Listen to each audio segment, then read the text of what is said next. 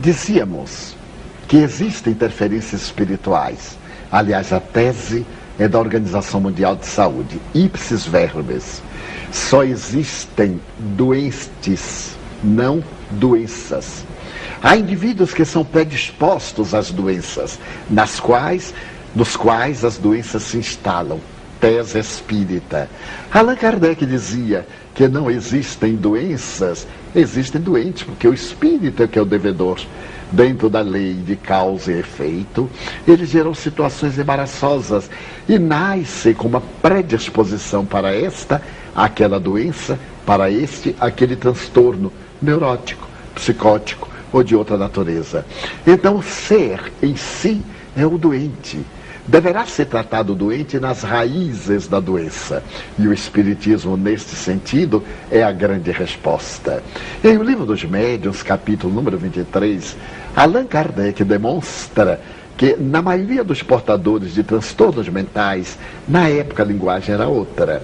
A psicologia mudou muito a linguagem sem perder a essência, que todos os doentes mentais, muitos deles, assevera Kardec, não são psicopatas, são obsidiados.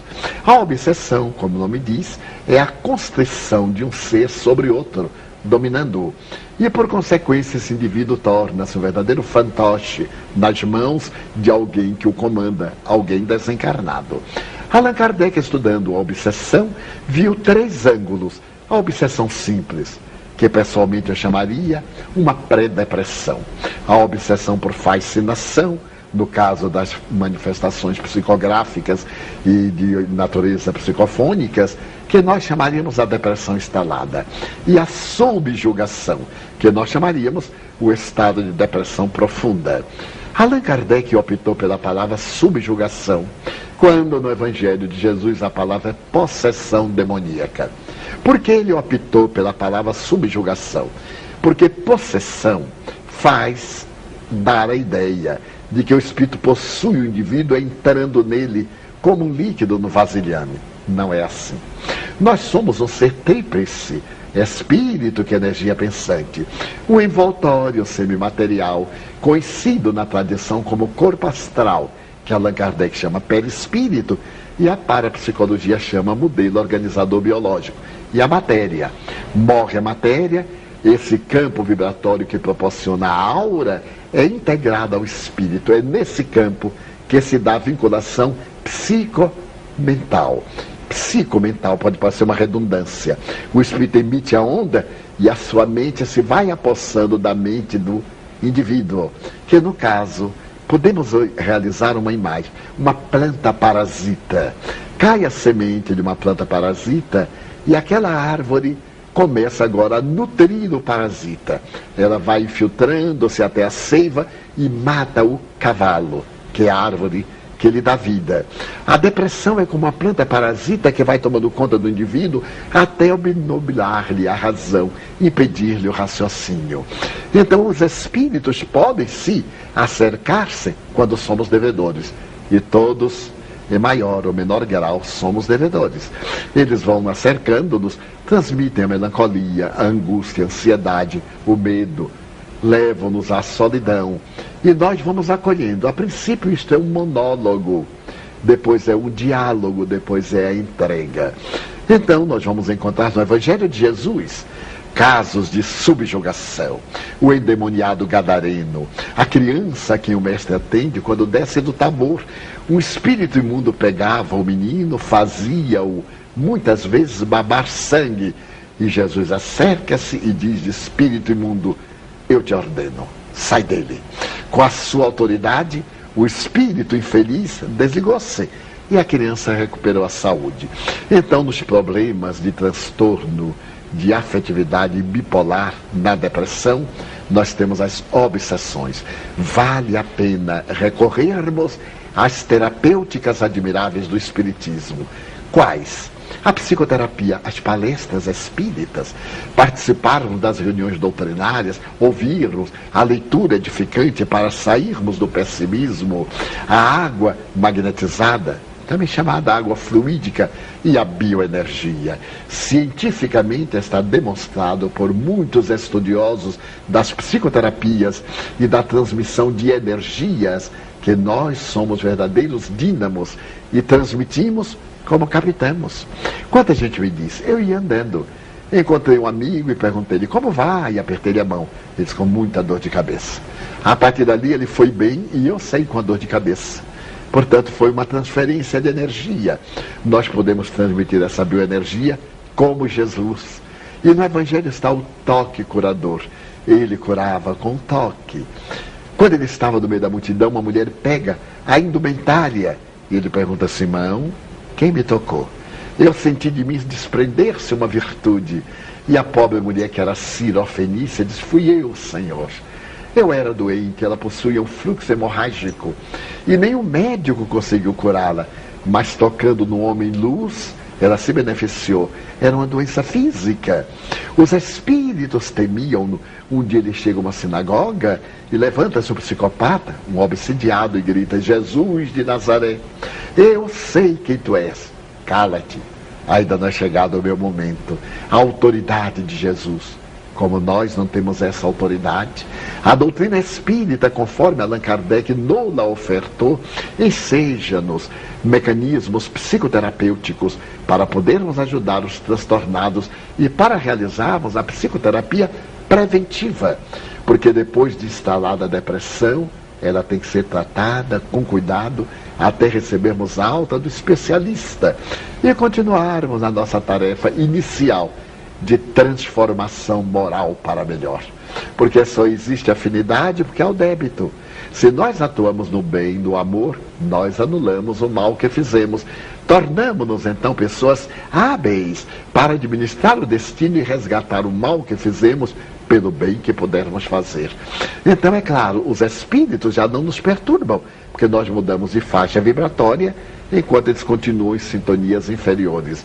Então o espiritismo hoje é uma psicoterapia extraordinária para os transtornos de natureza psicológica e psiquiátrica.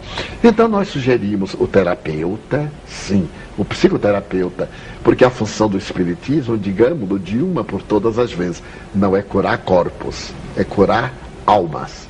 Curando a alma, o corpo se melhora. E por que os espíritos nos ajudam? Para nos dar os elementos a fim de que vamos curar a nossa alma, como Jesus fazia. Porque senão ninguém morria mais.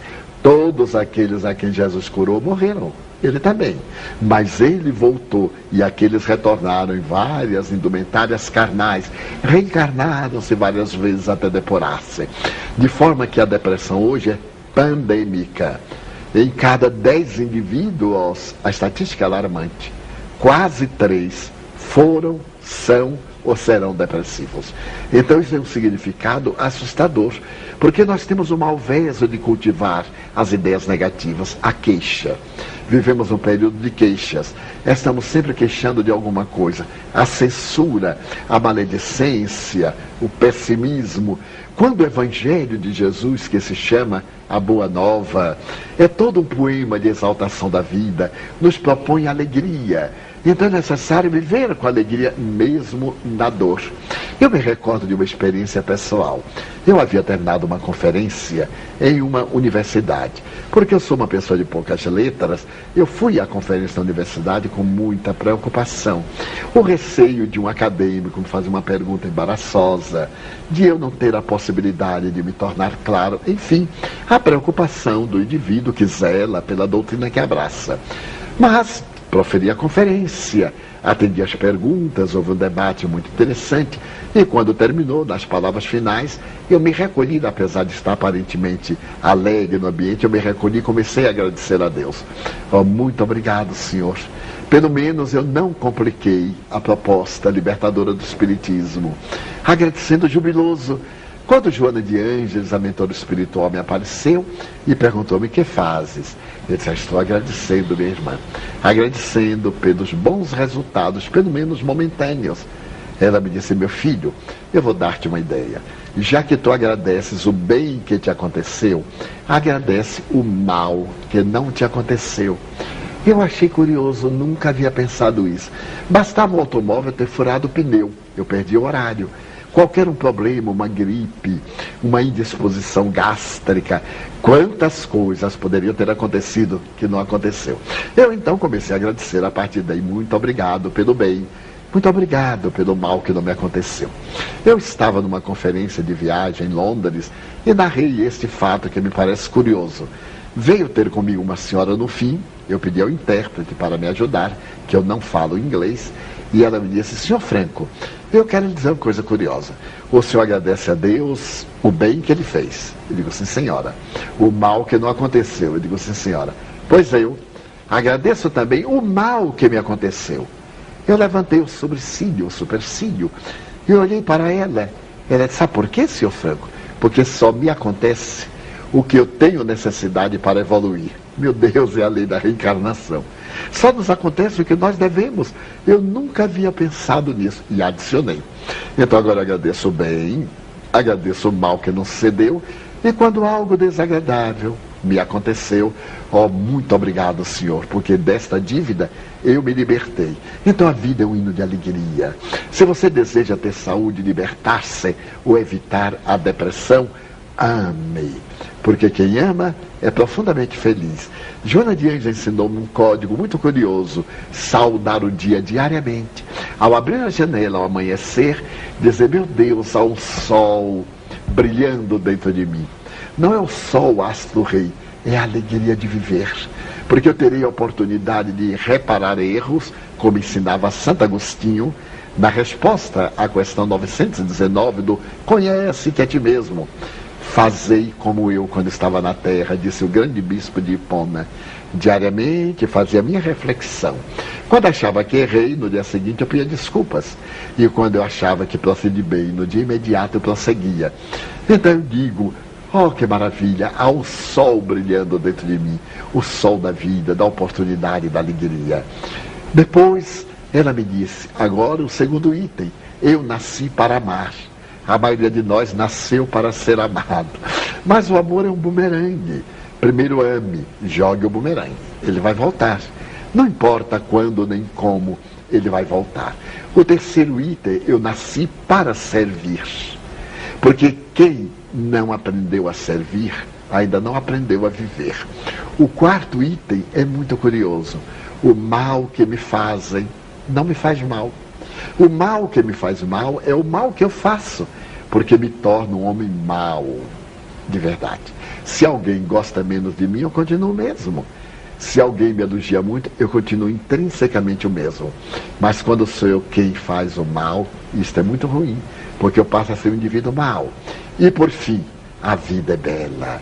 Nós temos que homenagear a vida, todos os itens da vida, a bênção de uma família, a bênção do trabalho.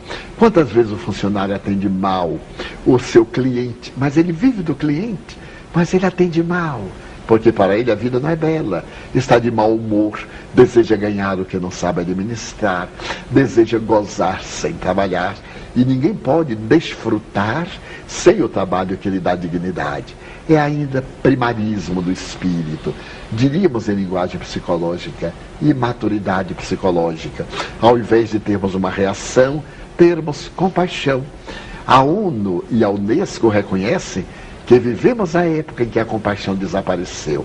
Então é necessário que os nossos ideais deem vida para a nossa saúde e que os depressivos reconsiderem: eles não são doentes, eles estão com o transtorno bipolar da afetividade, e se voltarem para o bem, ficarão bons. Sigam tranquilamente as recomendações psiquiátricas, psicológicas ou psicanalíticas, de acordo com a origem da doença, e principalmente busquem Jesus, o psicoterapeuta da humanidade, que se desvela hoje na doutrina espírita. Divaldo, muito obrigado. E se você quiser rever esse programa e todos os nossos programas anteriores, é só entrar em nosso site. Um abraço a todos e até o nosso próximo encontro.